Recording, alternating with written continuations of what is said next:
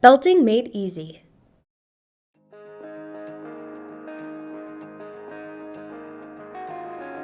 The aluminum extrusion process starts when an aluminum log or billet gets loaded on a furnace. The billet can have different diameters depending on the size of the profile we want to extrude.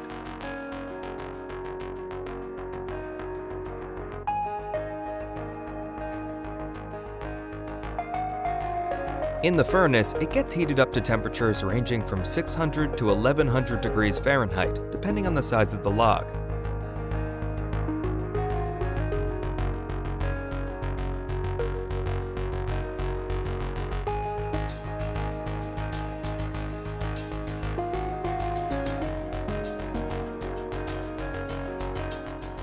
Once the billet is soft enough, it goes through a hot log saw that cuts a smaller size billet that will go through the extrusion press.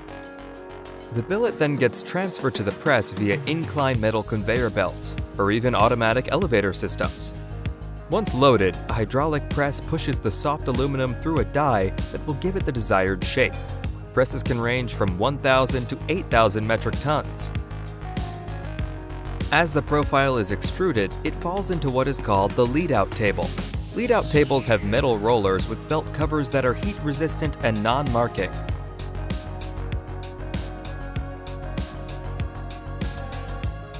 The roller covers featured on the lead-out table have to withstand the hottest temperature of the aluminum extrusion process. These are felt roller covers comprised of two different fibers. On the top, we have PBO. PBO stands for, are you ready? Polybenzoxazole. PBO is a synthetic fiber resistant to around 1200 degrees Fahrenheit for short periods of time. The bottom of the roller has aramid fibers such as Kevlar, which is resistant to around 900 degrees Fahrenheit for short periods of time. This is done to lower the cost of the roller cover. Because PBO is a very expensive fiber, why waste that fiber on the bottom of the roller when the bottom is never going to be exposed to as much heat as the top? The amount of PBO versus Kevlar will depend on the size of the aluminum profile being extruded. The bigger the profile, the longer it will take to cool down, and the more PBO fiber we need to use. To help cool down the profile faster, the lead-out tables are equipped with cooling fans or ducts, and sometimes even a flood quench that cools the profiles down by spraying water. A single head or dual head elevated puller helps pull the profile out of the press further down the line into what is called the run-out table. The run-out is a very long chain-driven roller system or an idler roller conveyor system that keeps moving the profile further down the line. The rollers are also covered with heat-resistant and non-marking felt covers. As the profile has cooled down a bit, the roller covers featured on the run-out table will be exposed to temperatures lower than on the lead-out table. These felt roller covers are normally made of 100% aramid fibers like Kevlar. Kevlar can withstand temperatures up to 900 degrees Fahrenheit for short periods of time. The felt can also be treated with resin as to make the roller cover harder and more resistant to abrasion.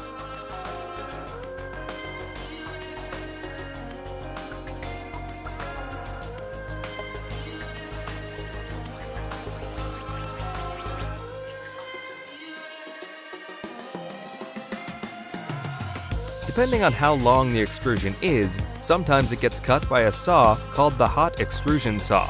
Sometimes it is a separate machine, and other times is built within the puller, and it is called the flying hot extrusion saw.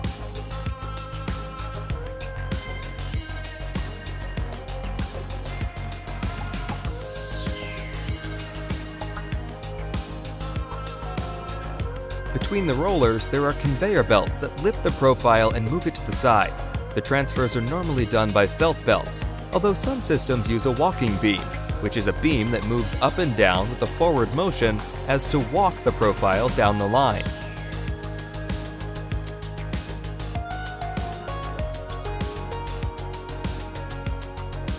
The profile moves to another set of belts called the first cooling table, where high-temperature resistant felt belts slowly move the profile down the line as it cools down.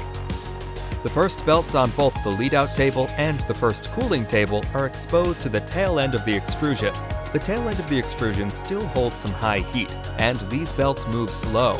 Because of this, the best belt to use is a felt featuring our friend PBO on the top and aramid fiber like Kevlar on the bottom.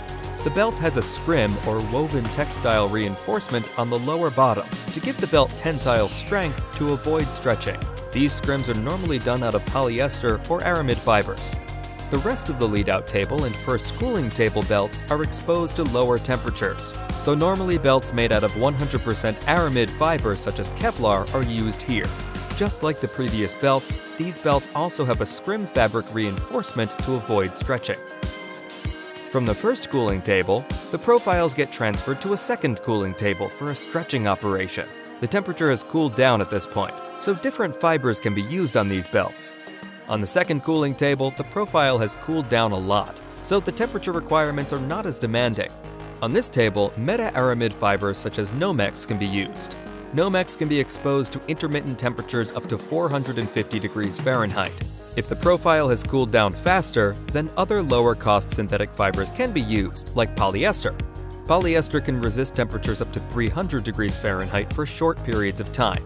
And just like with the roller covers, these belts can be treated with resin to make them more abrasion resistant. Two hydraulic clams pull the profile from opposite sides to stretch it and make sure it is straight. After the profile is stretched, it moves down the line to the storage tables via felt belts or walking beams. Like on the second cooling table, the profile here is much cooler. The storage table belts aren't exposed to high heat, so polyester is the best fiber to use here, which is good for up to 300 degrees Fahrenheit intermittent. The most common belts used in the industry are either green or black polyester, impregnated with nitrile for more abrasion resistance, or the more economical regular white polyester felt. The storage table ends on another long roller bed. These rollers have polyester felt covers or plastic covers. The rollers, whether driven or gravity, move the profiles to the finish saw or the batch saw. The most cost-efficient solution for this roller bed is to use polyester felt roller covers. The temperature here is low, so polyester is the best fiber to be used. And because it is a felt roller cover, the roller will be nice and easy on the profile and it won't scratch it or leave marks. The finish saw cuts the profiles to the exact length needed.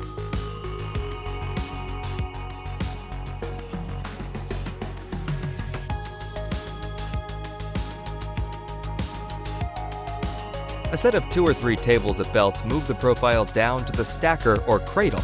On the stacker, the profile sits on a separator bar fitted inside a meta-aramid sleeve, as to not scratch the finished product. Several layers of aluminum profiles get stacked with separator bars in between. The separator bars are normally put inside a felt sleeve. These felt sleeves are there to avoid direct contact between the metal and the extrusion, as to not damage the extrusion. The most common fibers used here are meta-aramid fibers such as Nomex. These are the recommended fibers because the sleeve will be exposed to high temperatures in the aging oven afterwards. The sleeves can be closed on one end and open on the other, like a sock, or they can be open on both ends. They're normally quite thin, around 2 millimeters thick or so.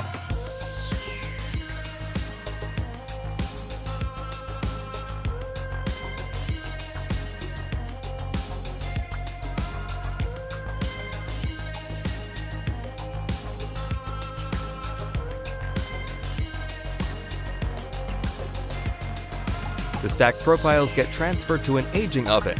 In the aging oven, the aluminum hardens at temperatures from 250 to 400 degrees Fahrenheit.